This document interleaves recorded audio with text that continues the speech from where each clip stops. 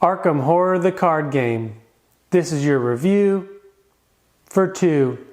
Good day, my name is Joe Gerba. Today I'll be going over Arkham Horror the card game and how it plays for 2 players.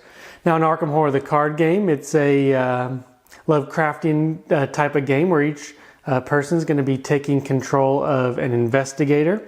You're going to be working cooperatively with each other to solve some mysteries, to prevent the agenda of the ancient ones, and to start progressing through your acts. So let's see a little bit more how to play. So in Arkham Horror the card game, you'll be playing a set group of scenarios, if you will. This is a little bit harder game to find just a little one-off or so. Usually you'll be playing a whole campaign. So in the starter box you get a set of 3 scenarios in one campaign called Night of the Zealot. You'll set it up. It has all the cards you need. You'll be making this encounter deck. The mythos deck, if you will, is true Lovecraftian kind of games kind of go. Each person's going to have an investigator. Each investigator is going to have a certain set of skills, a certain set of willpower, investigation, fightiness, and elusiveness. And everybody's going to come with a preset deck. This deck is going to have cards in it that you build beforehand. So that's kind of interesting and a little bit different from some other games, where this game you're going to come to the table with a prepared deck already. Each deck has certain building requirements. Some of the guardians, you can only use guardian cards and a couple other cards. Each investigator also has a certain weakness and a strength, as well as just a certain basic weakness in here as well. So there's certain deck building requirements. Usually each deck will have about 33 cards in it or so at the start of the campaign. And you'll be playing these asset cards using your resources on your turn. The turns are kind of taken out on this board out here, where you'll be moving your character from location to location with these connected locations up here. You'll be playing these assets. You'll be using the assets to gather clues. You'll be using these clues to solve the acts and to progress through the acts. It's just a really neat game, a really lot of choice for your player action. You'll be able, like I said, investigate these clues, try to evade monsters, fight the monsters. There's a whole bunch of actions you can choose, all driven by some of these cards you have. Some of the cards may be equipment, assets, companions, events. Just the amount of things you can do on your turn is pretty good. You can only do 3 actions, but there's a lot of options that you have, I should say. Once your turn is done, the other investigator goes and they carry out their turn. And then the bad stuff starts happening. Some of the environment may take place. You'll have to draw mythos cards. The monsters will attack. And you'll continue to go, and the agenda will advance. And you want to advance the act a little bit faster than the agenda advances. So there's a set way to win each scenario, and at the end of each scenario you may get rewards, different endings, and that goes into the next one. That's why you really want to play either 3 of these back to back or the whole campaign back to back to really get the full experience. But that's all in all about how to play. Each character is also going to have set resources. They're going to have their life points and mental sanity points, just like most of these Lovecraftian games, the Eldritch Horror, any Arkham Horror. Those are your 2 kind of resources you're balancing, making sure you stay alive while trying to progress through the acts, trying to gather clues, trying to keep yourself alive and on float while the deck throws these different scenarios, these different monsters, these different events at you. So let's see a little bit more what I thought about the game. Now the components are nice in the base box. You do get a lot of cards. You get this full 3 scenario campaign that's fun and interesting. The Fantasy Flight does put out some pretty good quality components. One thing we did do, I didn't really discuss in the rules, is you'll be drawing out of a bag a lot. We put these in coin cases, which I think is almost necessary, because for every test you do in pure Arkham style, you're actually going to be drawing one of these modifier tokens. Some may have a 0, some may have a negative modifier, some may be auto pass, auto fail, and each scenario is also going to have its own little card, and it adds a little bit of variability in the game and a little unknown. But the components here, great. The rules, pretty straightforward. Each scenario is really going to have its own set of rules. So that'll really, it really varies from game to game. The base rules are the same, but the scenario will have its own. You have to have so many clues to enter this location and so forth. The rules references themselves, great. As you do get more expansions, or if you get more expansions, there will be more keywords that are a little bit tougher to keep up on. But if you introduce it slowly to the other person you're playing with, or get everything slowly, it just makes sense as you play. Let's talk about setup a little bit. Setup does take a little bit of time. One of the main reasons is at the beginning of the campaign, you're going to have to come with your own deck of cards. Now, of course, if you own one core set, you can make a pretty basic deck, and that's fine for both players. A few years ago, it was encouraged that you get 2 full sets so you can really customize a little bit more. And as you get expansions, you'll be able to add more of those cards to it. But before you even play the game, you do need usually 33 card, deck. Each investigator will tell you how to, what are the requirements for building your deck. Pretty generic requirements, so you have a lot of options in this game. Each scenario has its own kind of setup time. I'd say to get to the table may take each player about 20 to 30 minutes to come up with their own deck. And you can use that same deck throughout the campaign, which I'll come to in a minute. Each scenario may take 10 to 15 minutes to set up. A lot of shuffling in this game, but that kind of helps the variability and the replayability of this game. Let's talk about the table size real quick. This game could be played on a 3x3, but it would be pretty tight. A lot of these locations that you're going to be moving your investigator physically to is going to be a little bit tougher, so you want to have quite a bit of space. Once again, we like to kind of spread out quite a bit, so I would recommend closer to maybe a 3x4 table space, so you could have all your stuff kind of spread out and easily accessible throughout the table.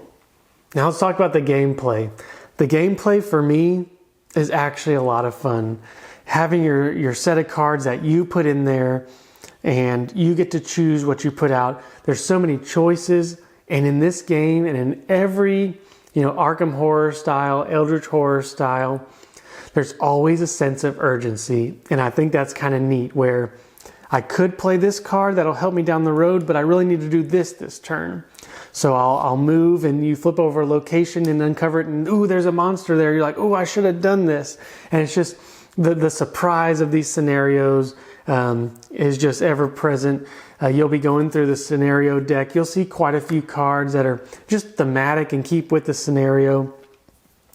This game is just oozing full of theme. This game is just so much fun, from the survivalist to the fighter you can be, to the investigator, the one that gets all the clues.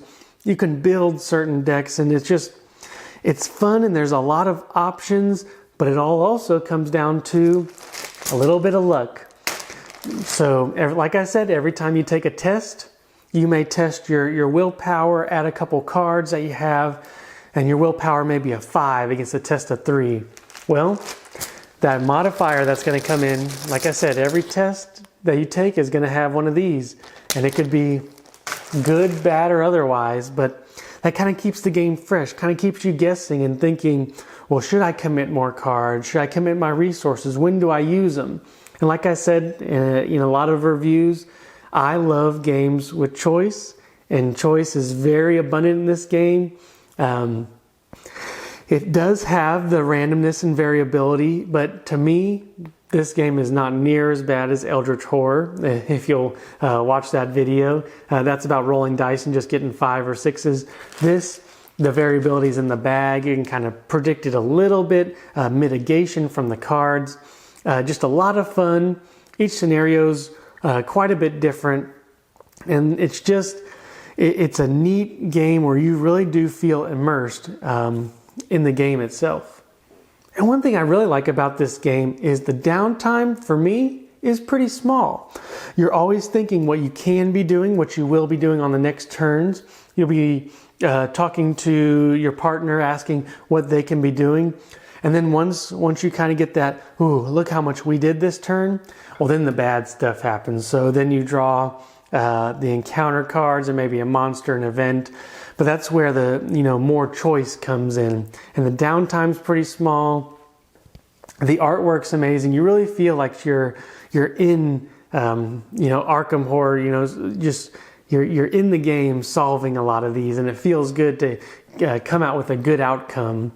But it's nice in these campaigns where if your character is killed or the agenda is advanced, the game's not over. You just read a certain resolution and you move to the next campaign.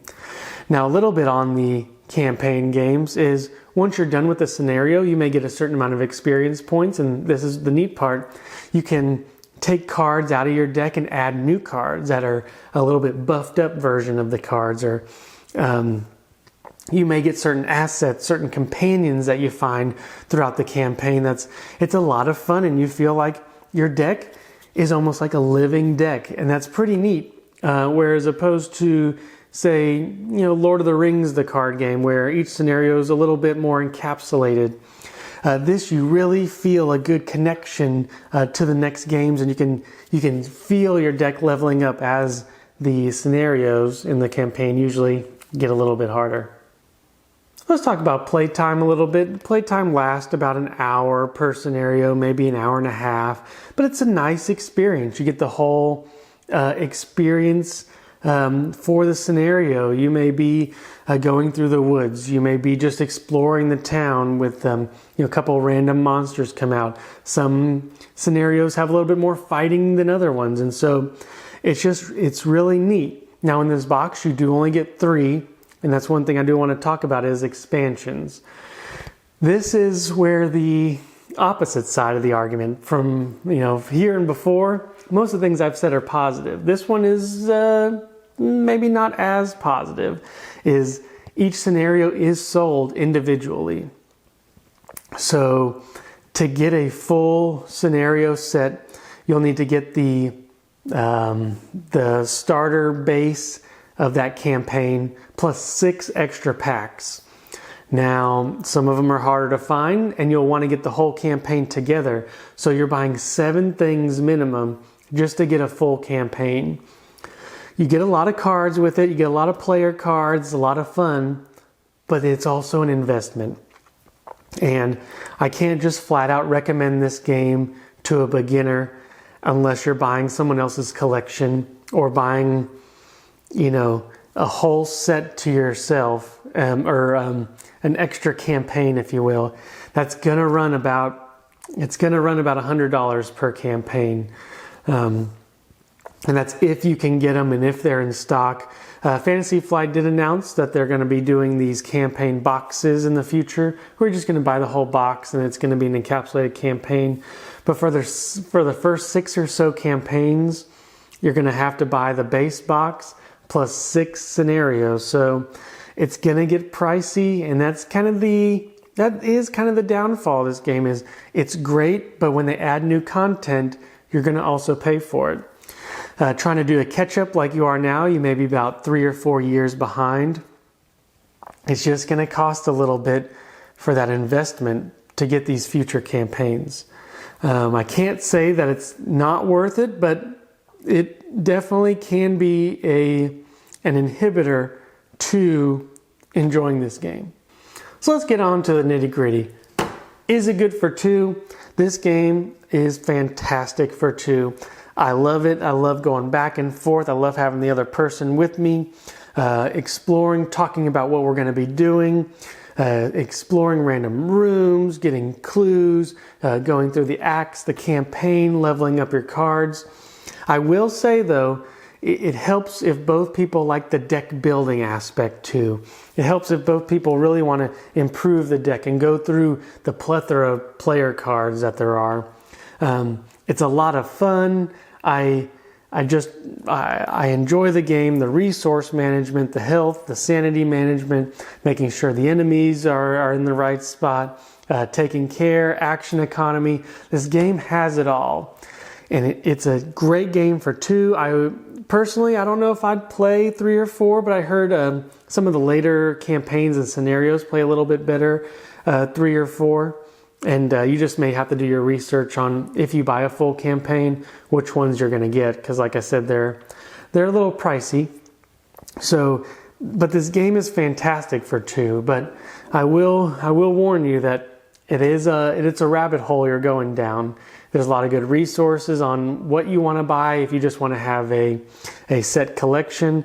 If you want the whole thing though, it will cost you a pretty penny, and usually I don't want that to be an inhibitor for anyone, but I just don't want you to get the base set and think that it's the full game and you'll be able to play this for years to come. It's a game that you can play every 2 years if you just have the base set. But if you really want the full experience, you're gonna need some expansions. And like I said, I love this game, but I've also kind of kept up with the expansions as the years have gone by. But if you're getting into it now, it's kind of tough. But it's a great game with a little bit of luck, but a lot of bit of luck mitigation, action economy, things to do, choices to be made. But it is an expensive game, and it's an expensive investment to get into. So I do recommend this for 2, with the caveat that we do already have a lot of expansions and stuff like that. So this isn't one game that would just be on the shelf and you'll be able to grab, other than maybe a keystone kind of game you have in your collection. So those are kind of my thoughts on Arkham Horror, the card game, and hope you had a good time. And until next time.